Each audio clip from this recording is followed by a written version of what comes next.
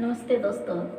आज हम आप लोग को एक देहाती कजरी सुना रही हूँ। जो गांव में हम लोग झूला डाल के खेलते थे वही वाला सुना रही हूँ। प्लीज़ आप लोग को पसंद आए तो हमारे चैनल को लाइक शेयर और सब्सक्राइब करिएगा। और प्लीज़ आप लोग से रिक्वेस्ट है कि आप लोग पूरा वीडियो देखिएगा।